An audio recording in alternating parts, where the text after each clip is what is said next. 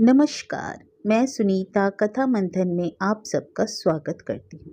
कथा मंथन में आज सुनिए साही के कांटे का 10वां अध्याय। लेखक शरदिंदु बंदोपाध्याय।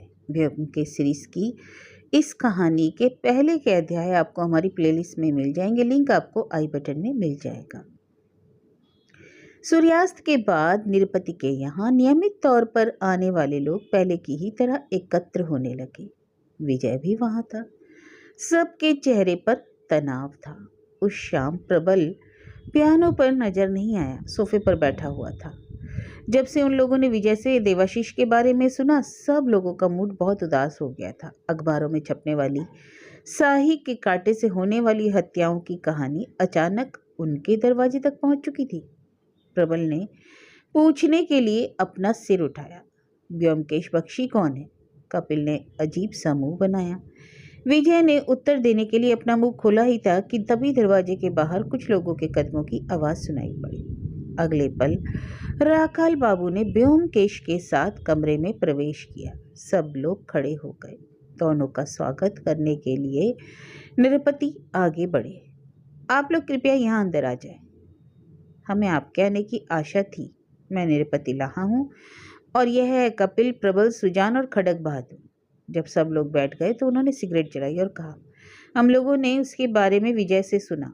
ब्योमकेश ने विजय की ओर उल्हानापूर्ण दृष्टि से देखा। विजय ने लजाते हुए स्वीकार किया, हाँ मैं बहुत भयभीत था ब्योमकेश बाबू। वे उत्तर के बारे में मेरा इनकार नहीं सुनना चाहते थे। मैंने उन सबको साही के कांटे के बारे में बता दिया। खड़ग बहादुर ने कहा, ब्योमकेश बाबू कृपया आप हमें साही के कांटे की समूची कहानी बताइए कि वह क्या है। क्या आप सोचते हैं कि यह किसी पागल का काम था? ब्योमकेश ने उत्तर दिया, वह कोई पागल हो सकता था या बहाना कर रहा हो पागल होने का। आपके कहने का आशय क्या है? यदि आप किसी की हत्या करके पागल होने का बहाना बनाएं तो आपके मृत्युदंड पाने से बचने की संभावना बढ़ जाती है और ज़्यादा से ज़्यादा आपको पागल खाने में बंद किया जा सकता है, लेकिन आपको मौत की सजा तो नहीं दी जा सकती। क्योंकि आप लोग देवाशीष बाबू के मित्र हैं, इसलिए आप लोगों को उनकी जिंदगी के बारे में अधिक जानकारी होगी। हम लोग उसे अधिक समय से नहीं जानते हैं, निरुपति ने उन्हें बताया। हम में से अकेला प्रबल ही उसे बहुत पहले से जानता था। उन्होंने प्रबल की ओर देखा। ब्योमकेश ने प्रबल की ओर देखा तो उसने बताया, मैं बचपन से देवाशीष के साथ स्कूल में पढ़ता था, लेकिन हम दोनों दोस्त नहीं थे। दोस्त नहीं थे? नहीं, लेकिन हम दुश्मन भी नहीं थे। उसके बाद वह स्नातक की पढ़ाई करके दिल्ली चला गया। यहाँ मिलने से पहले मैंने उसे कई वर्षों से नहीं देखा था। दोबारा उसके साथ मेरी मुलाकात 2 महीने पहले हुई थी। ओह, ब्योमकेश बुदबुदाए। अपनी सिगरेट के कुछ कश लगाकर वे खड़ग बहादुर की ओर मुड़े। कल तुमने रात को लगभग 8 बजे देवाशीष को फ़ोन किया था? खड़ग इस प्रश्न का अनुमान पहले से ही लगा चुका था। उसने बोला, हाँ। तुमने फ़ोन कहाँ से किया था? यहीं से। निरुपति दा के यहाँ टेलीफोन है, ज़रूरत पड़ने पर हम सब लोग इसका इस्तेमाल करते हैं। पिछली रात देवाशीष को छोड़कर हम सभी लोग यहाँ थे। मैंने कुछ देर उसकी प्रतीक्षा की, लेकिन जब वह नहीं आया तो मैंने उसे फ़ौरन फ़ोन बंद कर दिया। उसके बाद तुम दोनों झील पर मिले। अब तुम मुझे यह बताओ कि जब तुम देवाशीष को वहाँ छोड़कर गए तो क्या तुमने किसी को वहाँ आसपास घूमते देखा था? यदि वहाँ कोई होता भी तो मैं उसे नहीं देख पाता, क्योंकि मैं उस पर ध्यान नहीं दे रहा था। हम दोनों एक पेड़ के नीचे बेंच पर बैठे थे। वहाँ अंधेरा था और आसपास ज़्यादा लोग नहीं थे। ब्योमकेश ने निरुपति से कहा, मैं आपसे भी सहयोग लेना चाहता हूँ। हम आप सभी से अलग अलग पूछताछ करना चाहते हैं। राखाल बाबू और मैं दूसरे कमरे में बैठेंगे और आप लोगों को एक एक करके बुलाएंगे। क्या आप हमें इस काम के लिए एक अलग कमरा उपलब्ध करा देंगे? इस कमरे की दाहिनी और एक कमरा है, आप मेरे पीछे आइए। निरुपति ने दरवाजे में लगा पर्दा एक और सरकाया। ब्योमकेश और राखाल बाबू के साथ दाखिल हो गए। कमरा छोटा था, उसके बीच एक मेज रखी थी, आसपास कुछ कुर्सियां और मेज के ऊपर टेलीफोन रखा था। मैं भी तो ठीक ऐसा ही चाहता था। राखाल, आप मेज के सिराने बैठ जाइए। निरुपति बाबू, आप अन्य लोगों से कहिए कि वे अपनी बारी आने का इंतजार करें। हम पहले आपसे ही शुरुआत करेंगे, बाद में अन्य लोगों को बुलाएंगे। पूछताछ शुरू हुई। एक एक कर प्रश्नोत्तर आते जाते रहे। नौकर कॉफी लेकर अंदर आया। बारी बारी सबसे पूछताछ की गई। सबसे अंत में आने वाला व्यक्ति विजय था। ब्योमकेश ने पूछा, विजय बाबू, आपकी बहन की उसके कुंवारे दिनों की कुछ किताबें और डायरियां अभी भी आपके घर में अवश्य होंगी? ठीक। अच्छी बात है, हम लोग कल आपके घर आएंगे, उनकी बारीकी से जांच करेंगे, शायद हमें कोई सुराग मिल जाए। ठीक है, विजय ने उत्तर दिया। चर्चा समाप्त हो गई। उस समय रात के लगभग 10 बजे थे। अगली सुबह 8 बजे विजय आने अपने घर में राखाल बाबू और ब्योमकेश की प्रतीक्षा करने लगा। जब वे लोग आए तो वह उन्हें ऊपर एक कमरे में ले जाकर बोला, यही कमरा कभी दीपा का शयन कक्ष हुआ करता था। उसकी सारी चीजें अभी भी यहीं रखी हैं। वह अपने साथ अधिक चीजें नहीं ले गई। कमरा काफी बड़ा था। खिड़की के पास पलंग था। कमरे के एक कोने में एक कुर्सी, मेज और किताबों की रैक थी। दीवार पर एक कील पर सारंगी टंगी थी। मेज के बीच में एक जापानी ट्रांजिस्टर रेडियो रखा था। ब्योमकेश की भेदक दृष्टि ने कमरे को एक नज़र से देख लिया। उन्होंने कहा, मेरे विचार से दीपा देवी को संगीत बहुत प्रिय था। जी हाँ, वह सारंगी भी बजाती थी, विजय ने पुष्टि की। उसने कहाँ तक पढ़ाई की है? उसने विद्यालय शिक्षा पूरी की, लेकिन हमने उसे कॉलेज पढ़ने नहीं भेजा। क्या तुम्हारे पिताजी घर में ही हैं? जी नहीं, मेरे माता पिता अस्पताल में हैं। देवाशीष बाबू ठीक है, मैंने उन्हें फ़ोन किया था। मेरे विचार से वे लोग उन्हें 1 या 2 दिन में अस्पताल से छुट्टी दे देंगे। तो क्या आप लोग थोड़ी चाय पीना चाहेंगे? ब्योमकेश ने राखाल बाबू की ओर देखा और कहा, वास्तव में हमें चाय पीने में कोई दिक्कत नहीं है, पी लेंगे थोड़ी थोड़ी। वैसे हम दोनों ने 1-1 कप चाय पहले भी पी ली है, लेकिन और मिल जाए तो खुशी ही होगी। ठीक है, जब तक आप लोग यहाँ आसपास तलाशेंगे तब तक मैं चाय लेकर आ जाऊंगा। मैंने किताबों की अलमारी का ताला खोल दिया है। वहाँ बेड के नीचे 2 संदूक भी है, दोनों खुले हुए हैं।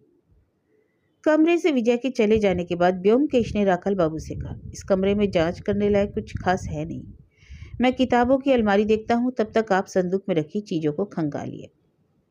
राखाल बाबू ने पलंग के नीचे से संदूकों को बाहर खींच लिया। ब्योमकेश ने किताबों की अलमारी खोलकर उन्हें उलटना पलटना शुरू कर दिया। वे बड़े करीने से व्यवस्थित रखी गई थी। अलमारी में सबसे ऊपर कविता और संगीत संबंधी पुस्तकें रखी थी। उनमें अन्य के अतिरिक्त रविंद्रनाथ टैगोर, कवि नजरुल द्वारा लिखित किताबें थीं। दूसरे खाने में टैगोर, बंकिम चंद्र चटर्जी द्वारा लिखित उपन्यासों के खंड रखे हुए थे। सबसे नीचे वाले खाने में दीपा के स्कूल की पाठ्य पुस्तकें सफाई से रखी हुई थी। उन्हें देखने से स्पष्ट हो गया कि वह उनकी बहुत देखभाल करती थी। ब्योमकेश ने प्रत्येक पुस्तक को सावधानी से खंगाला, लेकिन एक सुराग तक नहीं नजर आया। आधुनिक लेखकों की कोई भी किताब पुस्तकों की अलमारी में नजर नहीं आई। यहाँ तक कि उसमें शरद चंद्र चटर्जी की भी कोई किताब नहीं थी। उन्हें देखकर लगा कि वे किताबें केवल परिवार की रूढ़िवादिता को धोखा देने के लिए वहाँ रखी गई थी। उनमें दीपा की साहित्यिक रुचि का कोई आभास नहीं होता। ब्योमकेश, 1 सेकंड के लिए जरा इधर आओ। ब्योमकेश राखाल बाबू के पास चले गए। वे एक खुले संदूक में झांक रहे थे। उनके सामने संदूक में स्त्रियों के कपड़े तय लगाकर रखे हुए थे। उनके हाथ में एक पोस्ट कार्ड के आकार की डायरी थी। वह बड़ी खूबसूरती से सजाई गई थी। उन्होंने उसे ब्योमकेश को थमाते हुए कहा, यह सभी कपड़ों के नीचे थी, इस पर एक निगाह डालो। एक हस्ताक्षर पुस्तिका थी। उसके अधिकतर पृष्ठ रिक्त थे। शुरुआती कुछ पन्नों में उदय माधव और परिवार के अन्य सदस्यों के हस्ताक्षरों के साथ कुछ अनजान महिलाओं के नाम लिखे थे।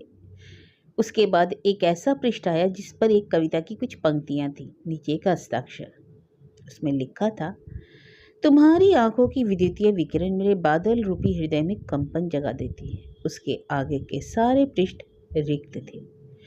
इसमें कोई संदेह नहीं था कि डायरी दीपा की थी। मुख्य पृष्ठ पर उसका नाम अंकित था। जिस व्यक्ति ने रविंद्रनाथ की पंक्तियों को थोड़ा तोड़ मड़ोड़ कर लिखा था, वह कोई गुमनाम आदमी नहीं था। वह नृपति के घर नियमित आने वालों में से एक था।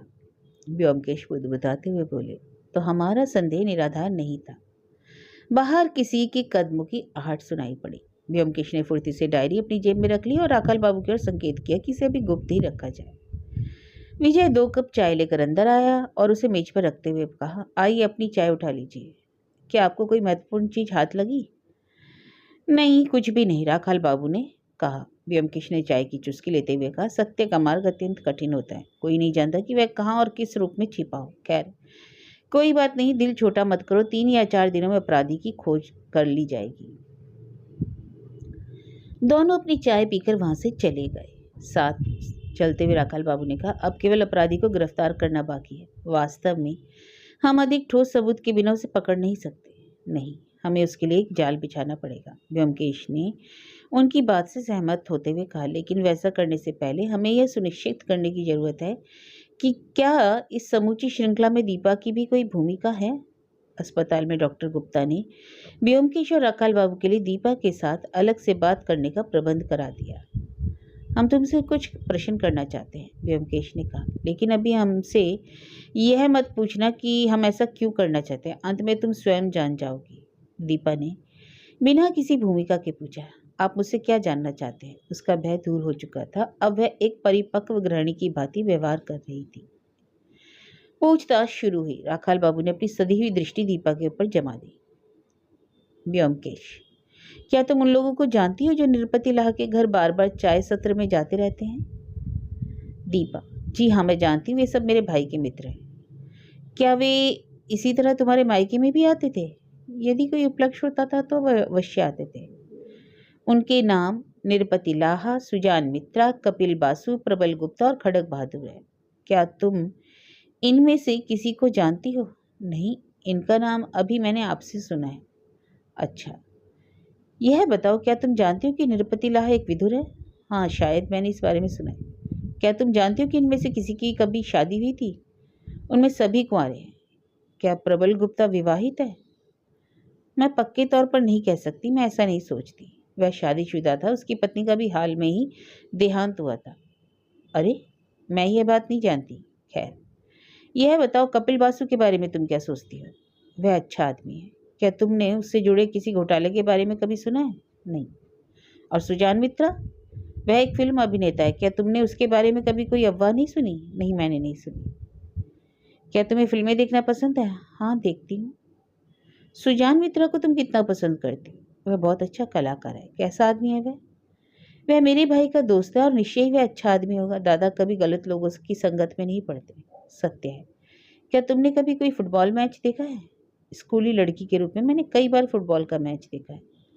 और क्या तुमने खड़ग बहादुर को खेलते हुए देखा था? नहीं, मैंने रेडियो पर होने वाली कमेंट्रियों में उसका नाम जरूर सुना है। अच्छा, अंतिम प्रश्न, क्या तुम जानती हो कि तुम्हारे पति का दिल उसके सीने की दाहिनी ओर है? हाँ, मैं जानती हूँ। ब्योमकेश ने उससे आंखें तरेरते हुए पूछा, तुम जानती हो? हाँ, सही है। कुछ दिन पहले मेरे पति को बुखार हो गया था। उन्होंने मुझे डॉक्टर को फ़ोन करने के लिए कहा। मैंने उनकी फैमिली डॉक्टर का नाम नहीं पता था, इसलिए मैंने अपने फैमिली डॉक्टर को फ़ोन किया था। अंकल सेन उसे देखने आए थे और जाने से पहले उन्होंने इस बारे में मुझे बताया था, और उनके विचार से ऐसा बहुत कम होता है। ब्योमकेश ने राहत की लंबी सांस ली और खड़े हो गए। हमारे मन से एक बहुत भारी बोझ उतर गया। उन्होंने घोषणा की, अब हमें कुछ और जानने की जरूरत नहीं। अब तुम अपने पति के पास जा सकती हो। चलो राखाल। अस्पताल के बाहर ब्योमकेश ने राखाल बाबू से पूछा, आपने क्या समझा, कोई क्या नतीजा निकाला? राखाल बाबू ने कहा, मैं दावे से कह सकता हूँ कि युवती बिल्कुल निर्दोष है। उसका हर एक उत्तर उचित था। अब हमारा अगला कदम क्या है? आप अपने थाने जाइए और मैं अपने घर जाता हूँ। वैसे क्या आप मेरे लिए एक बुलेट प्रूफ जैकेट का प्रबंध कर सकते हैं?